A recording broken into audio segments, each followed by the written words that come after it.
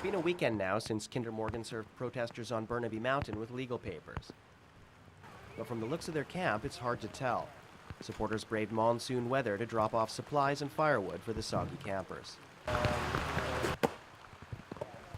But the biggest contribution came over the weekend in the form of an online legal defense fund.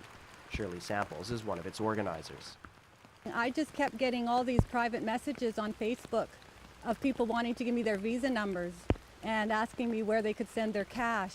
I'm just overwhelmed by the response, and to me that just sends a message to how much people feel passionately about this. By Monday night, that fund had amassed over $23,000, and the protesters could need it. On top of an injunction, they're facing a multi-million-dollar lawsuit. SFU professor Stephen Collis, named in the suit, says it's meant as intimidation. They're trying to keep public participation out of the process so they can do the work they want to do, because clearly public opinion and public participation ultimately would go against them. It's a little frightening. I definitely have moments where I stare off into the distance and feel dread. We reached out multiple times to Kinder Morgan for comment on the lawsuit, but they would only send us this prepared statement, which refers to the injunction.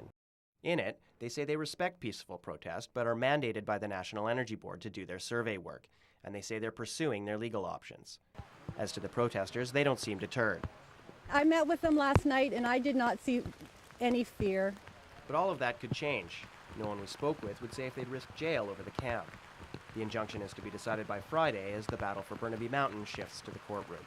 Simon Little in Burnaby for BCIT Magazine.